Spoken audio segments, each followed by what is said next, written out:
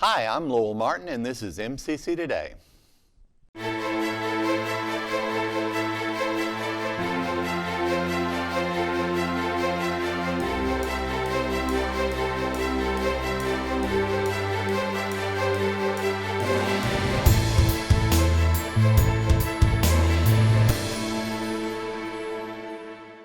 Thank you for watching. We have a great show for you today. We have Sara Smith from the Kerr Lodge and Matt Milner, our executive producer.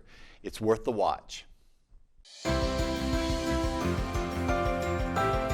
Find purpose and soar to new heights at Meridian Community College. Elevate your education through our 52 career technical programs and find the eagle in you. With tuition guarantee and university transfer programs, your education is within reach. Find potential with more than 30 campus clubs and organizations and let your eagle spirit thrive. Invest in your education and register today. Meridian Community College. Find your wings. Today we are lucky enough to have Miss Sara Smith from the Kerr Lodge, and you are the community coordinator for the Kerr Lodge, and you just told me before we went on camera that you've been there for 8 years. Yes. And I think we were in a meeting a few months ago, and I went up to you and said, I have to get you on the show, and I'm so glad that we were able to do that and that you're here so that we can talk about the Kerr Lodge. Welcome. Thank you for having me. I'm really excited. I'm really excited because I graduated from MCC back when the dinosaurs were walking around. So you know I got you beat, but okay. That was a minute ago, but I am proud to be back in this kind of situation, talking with you. Well, now, okay, what does the Kerr Lodge do? All right, so many people may know Kerr Lodge as being an emergency shelter for women, but Right. It's not just for women, common misconception. Okay. But we help anyone, family or single, who is trying to flee or escape a situation of domestic violence at home. Okay. So they're not sure what to do, where to go, but we create a sense of home away from home, a respite, if you will, for people who are trying to figure out their next step. Okay. And what kind of services are available through the Kerr Lodge? Okay, so what we can do is when someone comes to the Kerr Lodge or they call, Okay. what they could expect is somebody asking them what is going on, telling them what is their story, what's their immediate first need, is it safety, safe shelter. It may just be they're confused on this partner that they have in their life that said they loved them, but their actions are speaking louder than words, and they feel fear and they feel insecure in their relationship, and they just need someone who's not all-knowing in their situation, like a Okay. close relative, to help them think through their situation and see what options are available to increase their safety and their autonomy. And sometimes it is good to have to talk to someone who is outside of the situation. Mm-hmm. Because you've got family members and things who they're part of it and they know, but if you can get like another opinion out there. And when you talk domestic violence, are you talking just physical violence? Absolutely not. The majority of the people that I have seen come through experience more than just physical violence. It might even be a threat. A lot of times when you have someone who's abusive, truly, they are going to walk right up to the line and stand there. Okay. They know what that line is to cross, what they may know the law really well, and they know what they can do and their boundaries of, I can intimidate this person and threaten so far, but if I cross that line, I can put myself in danger. And that's what's insidious about domestic violence, is that person knows the other one so well, they know what will shut them down or break them down without being illegal. It's interesting that they Yeah. know the law that well. Not all of them, But there are many of them some. do, There are yeah. some that do, and we see it on the news. We see it in TV shows, NCIS, and things. We're addicted to watching these Sure. kind of things, so Sure. we get ideas or tips of how maybe law enforcement may or may not respond, or the judicial system, or neighbors, or who will believe me. So there's a lot of thoughts that come along with domestic violence outside of just what's going on in between that person. So it's very complicated. And I also know that it's a very complicated psychology of why people stay in abusive situations. Wow, yes. Can you talk about that a little bit? Just Yes, why, if you know that someone's being abused, if you know that this is happening, and I know if you're outside the situation, it's so easy to say, well, why don't you just leave? Why don't you get out of it? Why are you staying there? Or why are you going back? Yes. Why? What is the, psychology of it?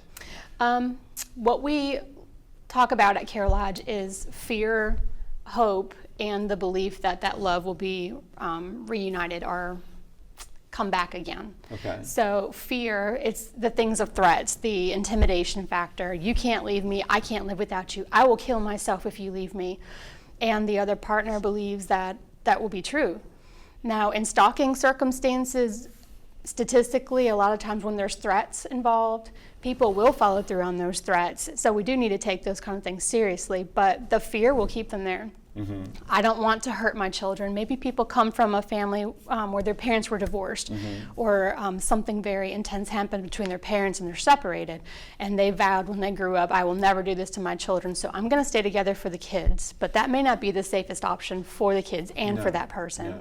Okay. So that fear, and then you have the hope that things will be back the way they used to be. The person I fell in love with, I want them back. I'm going to love them more. I'm going to give them more patience, more, until you have nothing left of yourself, and you're giving everything to that other person, and it's consuming. Mm-hmm. It's almost like almost parasitic in a sense. When you're when you love someone who's abusive, that love is genuine, and it's hard to tell someone who loves another person who is abusive to them, you just need to leave. You can't fix them. Why did you go back? They go back because they have hope and they have a heart for change. And that we need to celebrate that in that victim, because that is such a thing that I think humanity has lost a little bit. Okay. We're a very independent society, and we don't want to depend on anyone else. So if we can be our own person, love someone and fix them or change them, that almost gives us a sense of accomplishment, and yes, we did it. We're resilient. We made it through. Do you think, though, and I'm going to use a different situation here, an example, because my girls growing up, and I always told them, I'm like, when you're with someone, look at their worst quality and see if you can put up with that.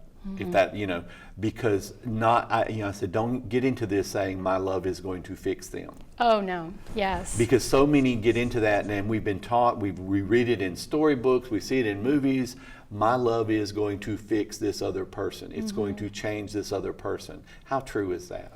Well, it is not true. You can't change anybody but yourself, and we see this on posters. When I go out and talk to kids in the school systems or youth groups, I say, y'all, when I was growing up, I walked by those same posters. They might have looked a little different, but the same messages were there. Believe, you are this, you are that, see something, say something, and you had this whole snitches get stitches culture, right? That absolutely can be true in some situations when people are threatening life. We have people are like, go ahead and rat on me. I have connections with the police or with the person you're supposed to report to. Who are they going to believe, you or me? And that's a very intimidating factor there. But you cannot change anybody. You can be a good influence, and I tell my teenager this too. I say, look, pick the people that you want to date or talk to, right? Very carefully. Look at the way that they treat other people. Look at the way that they treat people who are younger than them or less experienced in life as they are. How do they treat their parents? How do they treat people of authority? Yes, because that is huge. I mean, did your parents ever tell you, look at the way that your friends or your girlfriend or whatever treats their mom or dad? Because yes. Why do we not listen to this? This is golden information. Because they're our parents and they don't know anything. That's right. I mean. And right now, your teenager, the way mine were at that time, they're like, oh, you don't know anything. I don't know why I'm listening to you. Yeah, that was you But with it's them, great. and this is me with another person. It's not the same thing, but relationships work the same way with different people. When you're starting out a relationship with someone, are there any signs that you might look for that, hey, maybe this person is not quite what they're letting on to be? Okay, so these signs are very sneaky, and like you said earlier, looking from the outside in is a lot easier to see those signs. So when you have friends in your life or teachers or parents, anybody like, hey, what was that all about? Or why are they all the time blowing up your phone? Things like that. Be very mindful of those things, that insight that people in your inner circles give you, and take note of that, because we are so fixated on trying to make a relationship work and being a part of a relationship that we often brush that stuff underneath the bridge kind of thing.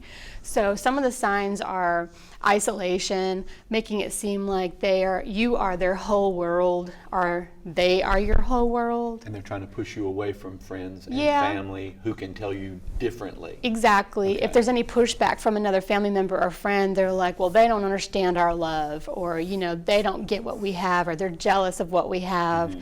And it's said in ways that make you believe that it's okay to disconnect from the things that you love, from clubs that you are involved with, from social activities you're involved with, from your church groups, from your community groups, from your closest circle Because of friends. the more isolated they have you, the more in control they are. They are, and the more likely that the victim is to believe that partner versus the people in their world.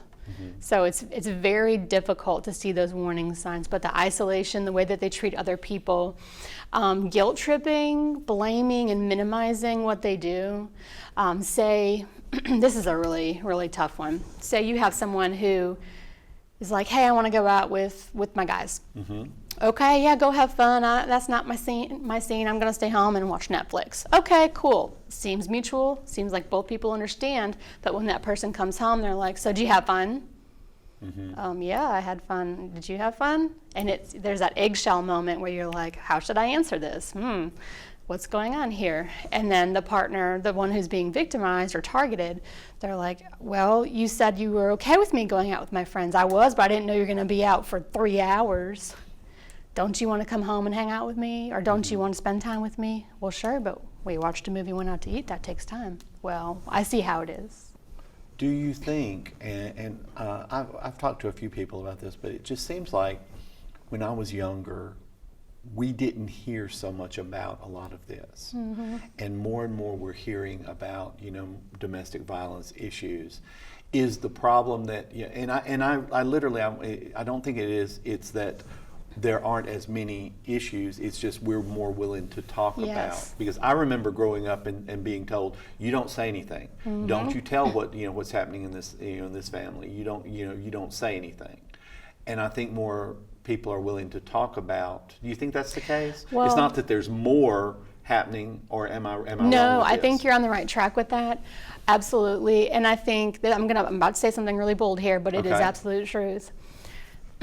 With research and cases that we've seen over time throughout our generations, right? We're seeing that a lot of the cases of interpersonal violence, sexual assault, human trafficking, domestic violence, and dating violence all involve people that they know or love, closest people to them. So it's not the stranger It's that not- you've been warned about. It is not stranger unfortunately. danger, that insidious looking creature on the neighborhood watch sign.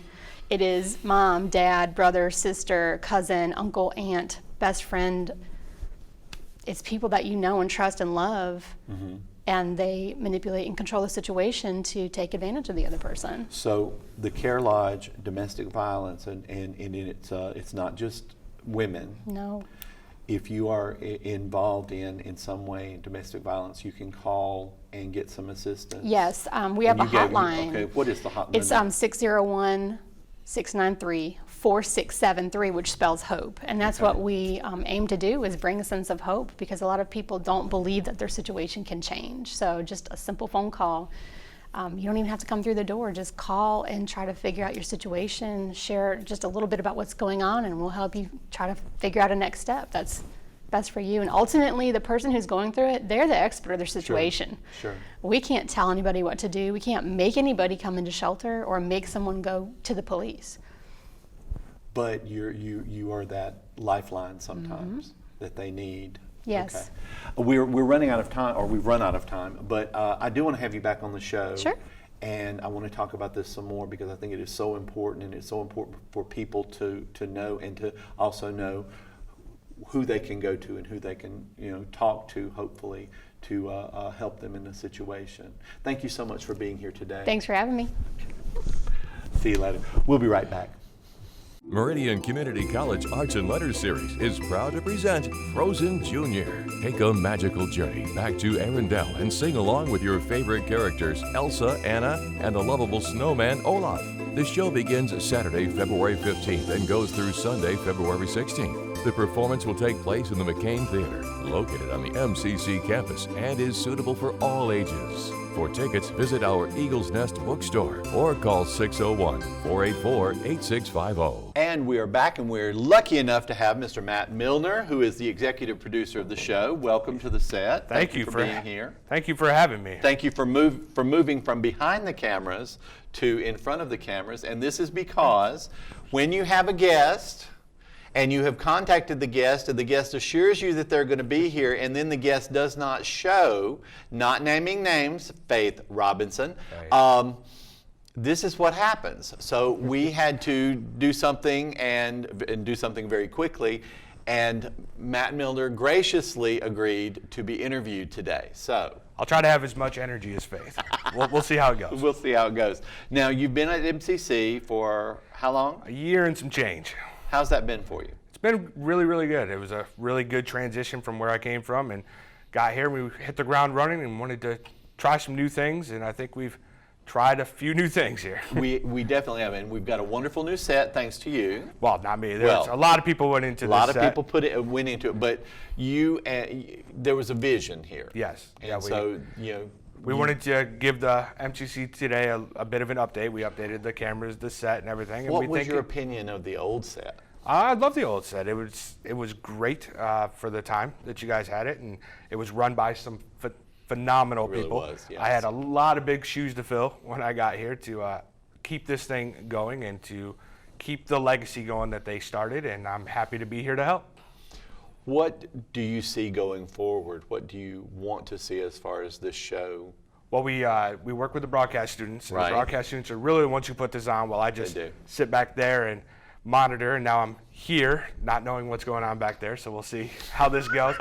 But no, it's really in their hands, and we're happy that they get this chance, this opportunity to learn this craft before they take it out into the real world.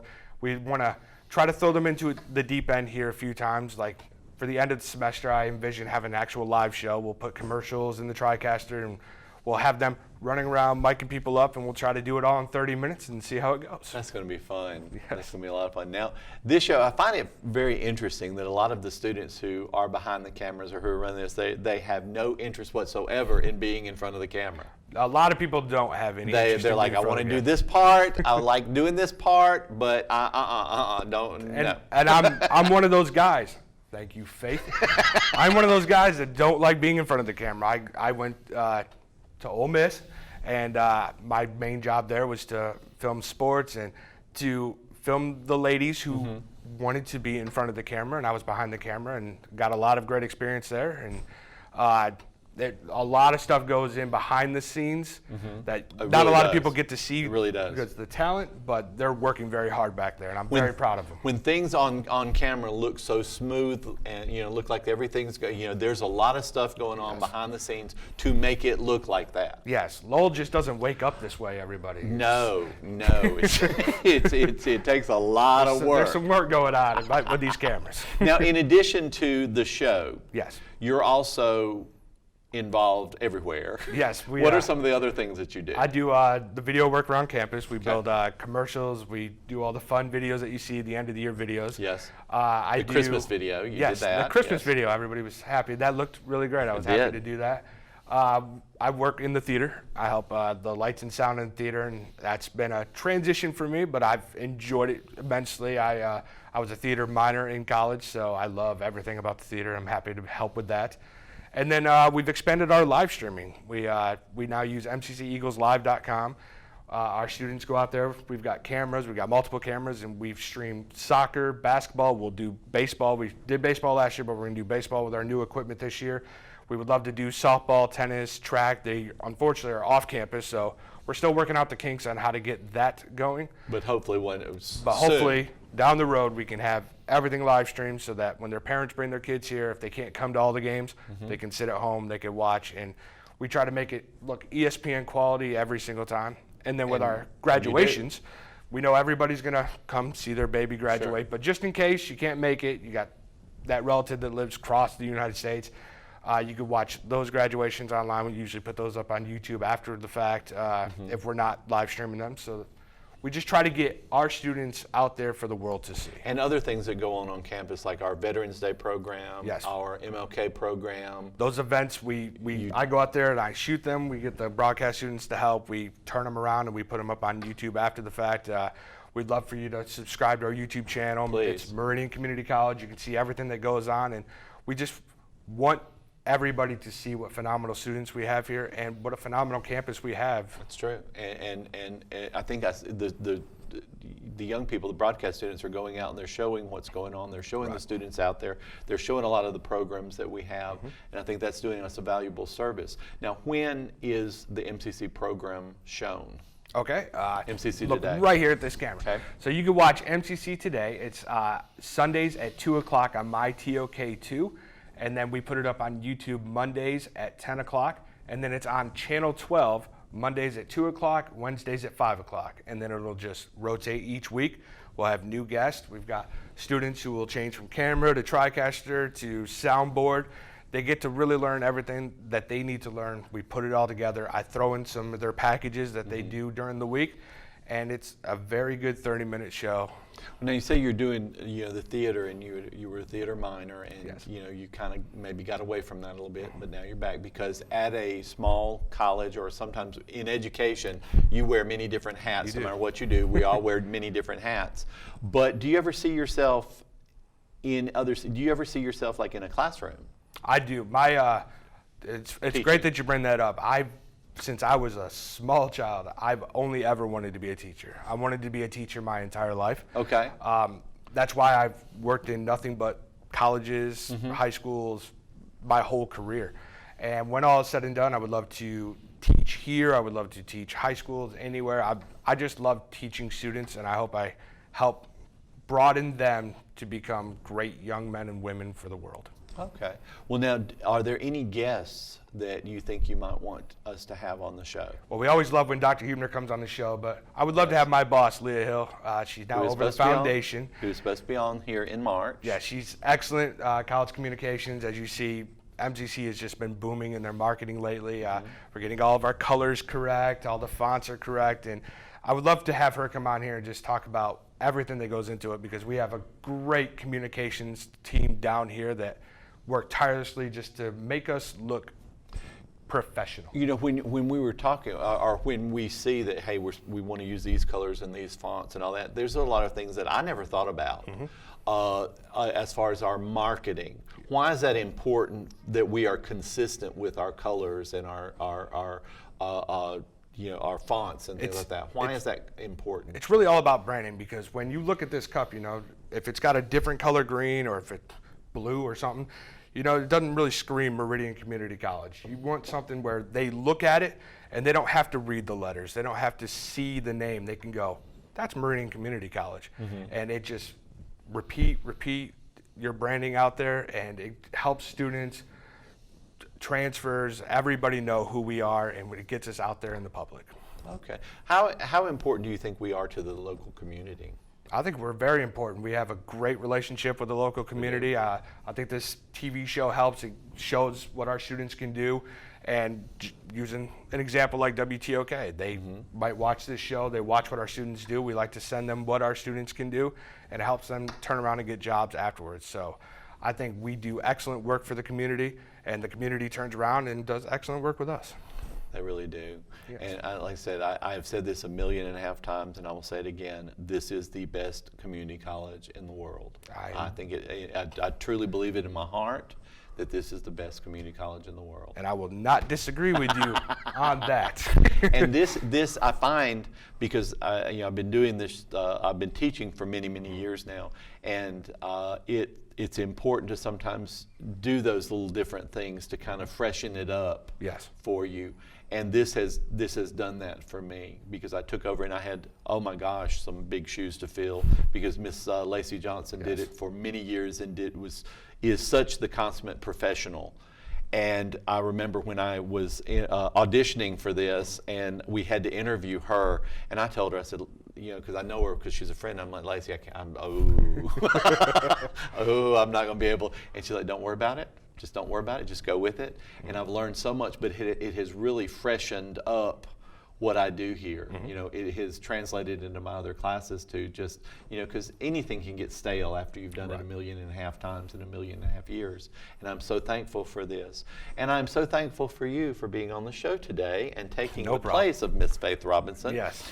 and she will hear from me in many different forms. But thank you so much for being here today. I'm happy to be here. Just show up when you're supposed to from now on. Definitely, Yes. definitely true. And we'll be right back. Are you looking for better health and fitness? Meridian Community College is offering wellness and fitness classes to students and the community. Located in our Damon Fitness Center, we offer classes such as swimming, yoga, weight training, spin, Zumba, and many more. Students can also receive academic credit for enrolling.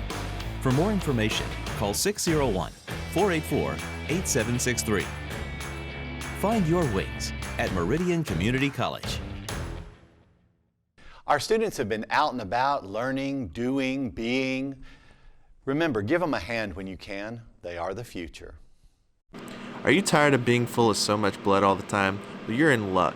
Mississippi Blood Services hosted MCC's first blood drive of the year on January 28th and 29th. Many students and faculty came out in support of donating blood. Millions of people are in need of blood every day. It's estimated that 95% of U.S. citizens will need to be given blood in their lifetime, and supplies are dwindling. Donating could help save a person in need's life. Donations are used in heart surgeries, joint replacements, organ transplants, cancer patients, sickle cell anemia, people that suffer from hemophilia, and many, many more life-saving surgeries and treatments. For more information, our broadcasting reporter Randy Days talked with Leanne Motes, who was in charge of this year's event. Mississippi Blood collects blood for the state of Mississippi. Our biggest trauma center here in Meridian, they supply them, and anywhere in the state of Mississippi, they'll get that blood. And reserves are very low. It's usually a record low time between Christmas and February with hunting accidents, car wrecks, that type of thing. That's two areas that blood is used for. Two other ones that a lot of times people don't think about are premature babies and cancer patients. The cancer patients probably take the majority of the amount of blood, and unfortunately most all of us have been touched by that disease. So if there's anything that anybody can do or help, this is a small way that you can try to help make that better for them. If you missed this year's blood drive, you can go to msblood.com or call 888-90-BLOOD to be scheduled an appointment. With MCC Today, I'm John Knoll. Find purpose and soar to new heights at Meridian Community College. Elevate your education through our 52 career technical programs and find the eagle in you. With tuition guarantee and university transfer programs, your education is within reach. Find potential with more than 30 campus clubs and organizations and let your eagle spirit thrive. Invest in your education and register today. Meridian Community College. Find your wings. I'd like to thank Matt Milner, our executive producer, Josh Taylor, our media consultant, and Colton Albritton, our student producer. They help make us the best show ever. We've been voted #1 3 weeks in a row by the people behind Webb Hall.